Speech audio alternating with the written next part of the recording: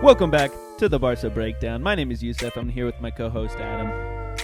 Hey guys, Ooh, 2-1 loss. More energy. In the Clasico against Real Madrid. It was such a frustrating game because it was both like there for us to take, mostly because Real Madrid also just looked pretty poor in this game, but also our team just didn't perform well, and I think definitely some of the blame here has to be given to Koeman, no doubt about it, but also our players, Frenkie De Jong, Memphis, but we'll get into it. Let's just start with the lineup use because I thought Koeman chose almost the exact lineup we'd all want to see, right? Which was Ter Stegen. Then we had Mingueza as right back, Eric Garcia, PK, Jordi Alba. Then in the midfield, we had the classic Gavi, Busquets, Frenkie De Jong as Pedri is still out. And then up front, we had Depay, Fati, and Dest, right? Dest, again, slotting in that right wing spot. I think the, two things I thought about this lineup. One is we had mentioned against Valencia. It worked really good when we had Sergio Roberto as the right back. And then we did see the fact that Mingueza had an off game, was getting kind of tore up by Vinicius the whole game and had to be subbed at halftime for Coutinho. And then the only other thing I thought about is it was a little strange because what Koeman did with Depay and Fati is he kind of switched them.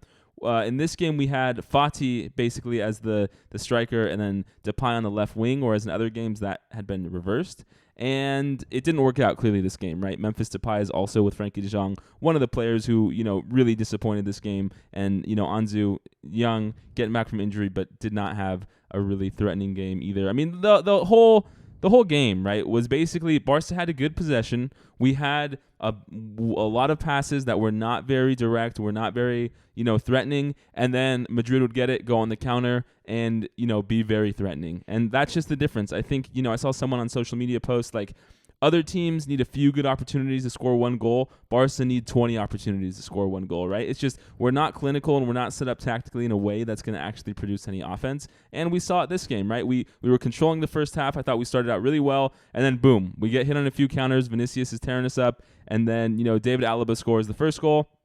Second half, we put on Coutinho. We make some other subs like Aguero finally came on for Fati, Sergio Roberto for Frenkie De Jong, and then Luke De Jong at the very end. And, we were trying to take it to them and get that draw. And then, boom, we get hit on a counter on the 91st minute. And Lucas Vazquez, that little snake, what an annoying player, scores. The full last 20 minutes, you just have Ancelotti telling players to stay down. They're wasting time. We didn't have a chance to really take the game and score, which I thought would have been fair. As much as people will meme Koeman saying, I don't understand the result and I don't understand, we played better. He's partially right, although we barely played better than a team that played pretty poorly. Yeah, but you break it down into two things here, right? You have the fault of Ronald Koeman, and then you have the fault of the players. Now, Ronald Koeman seemed to still not employ any tactical offensive play, yep. And at the same time, our defense has always been bad over the last year and a half, so there's no improvements. We're leaving too many holes, bad passing, not inducive to pushing the ball forward, and that happens, and I feel like there's a big fault here in the midfield, right? We're talking about our poor performance, our slow play. Frenkie De Jong didn't look good today. Awful. No movement. The ball just goes straight to the player in their position. It doesn't.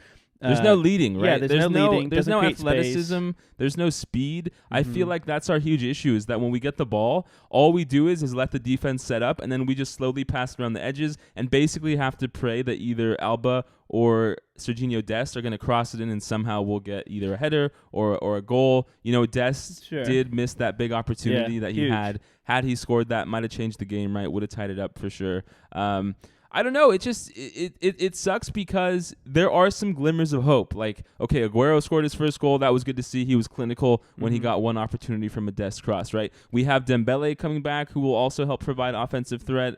Fati's only going to get better, and there really is an issue with Depay and Fati learning how to play, and I think with time they will learn, how each other works a lot better. And then if we can start Aguero and we have Depay and Fati on the two wings, that might also be a good strategy. But just right now, we don't have any player who really seems that threatening because we're not putting them into situations in which they can score. Well, there's a huge disconnect between getting the ball out from the back, which is a normal Barca style, to forward and creating those goals and those opportunities. But even when we had opportunities, we didn't take them. There was a time that Depay had the ball. He had that one touch. He should have taken the shot, but he didn't. He made a one touch and then tried to pass it.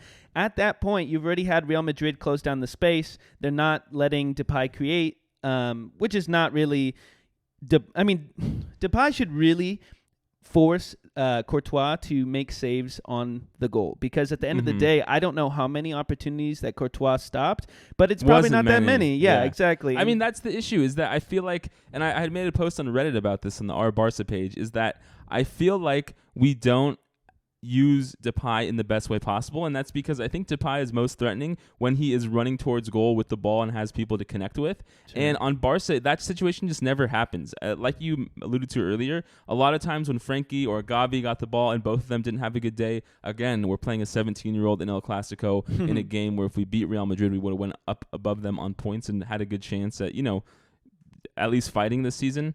But neither of them are able to connect the ball and get it to people who are on the run, right? It's always like, instead of passing to the point they can get to on the run, they pass it to where they are right then. And then it just kind of kills and slows down our play. And like, you look at Man City, you look at PSG, you look at Liverpool, you look at Real Madrid, like, they're able to get the ball forward quickly and attack, because that's when you create an advantage offensively, is when you're going at the opponent and they don't have time to set up and they don't have time to think about, where to position best. You need to get them in these kind of unpredictable situations when you're running towards them, and that's what Depay is good at, that's what Fati's good at, and it just feels like we're never there. And so, this game, we talk about kind of, okay, some games Koeman has us playing the cross and pray with Luke De Jong. Sometimes we're trying to play a little more fluid and pass the ball into the back of the net. This game was kind of a mix, because it did seem, again, like we were just trying to cross the ball in, especially that whole second half. And then Luke De Jong comes on, and he was really awful, right? And I think as we transition into, analyzing how Koeman set up the team poorly to how the players played poorly, I mean, that second goal Real Madrid scored, Eric Garcia just way too lazy and slow to stop it. I thought, Mingueza, of course, just didn't have his game.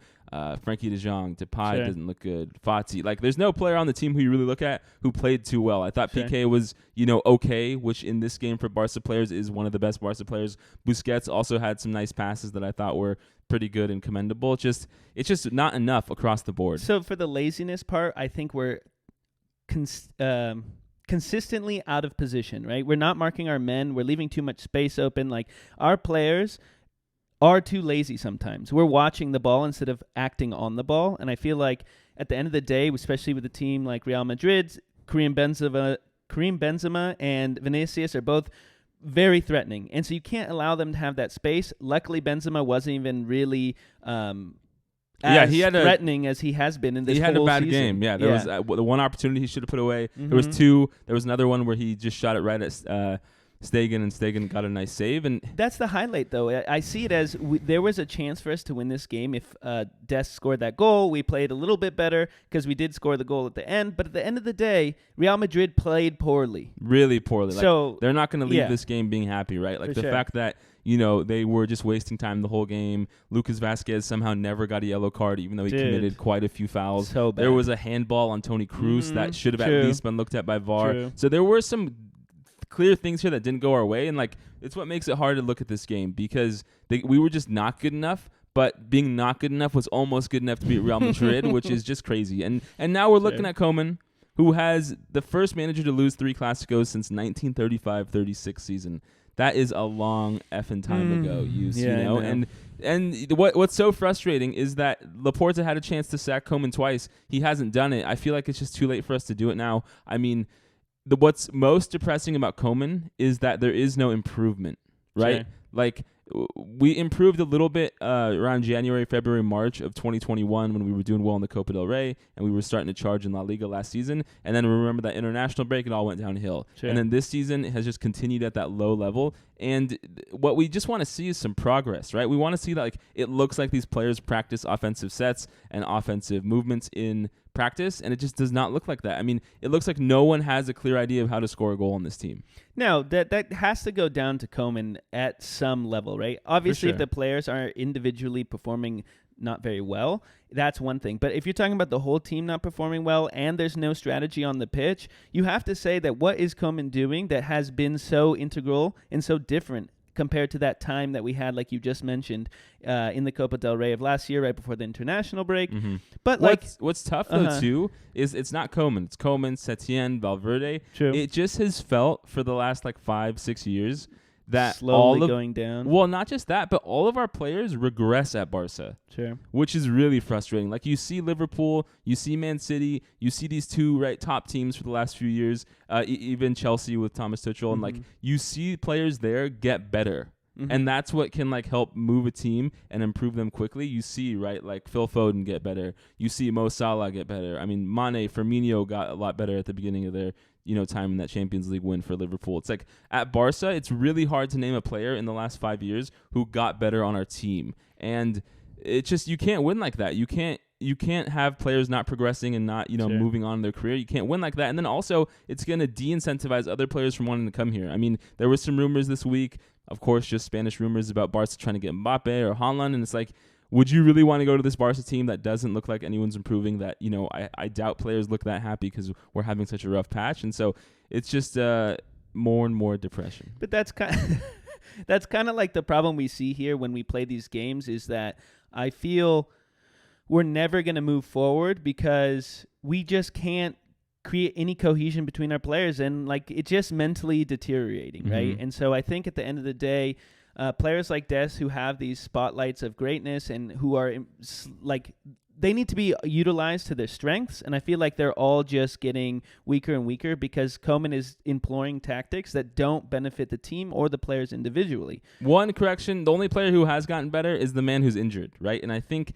as we have been without Pedri now for 2, 3, 4 games, we're starting to see how integral he is with our team, and I hope he'll really help us improve. I mean, I'm not too hopeful though, because if you remember the first part of the season, we kept saying, hey, Frenkie De Jong, Busquets, Pedri, all of them are lauded whenever they go to their national team, and they come back to Barca and they don't perform. And so I don't really know what we're gonna do. I mean, it's frustrating because we might not make it to the Champions League knockout stage. We're gonna have a tough time getting top 4, so we got to strap in.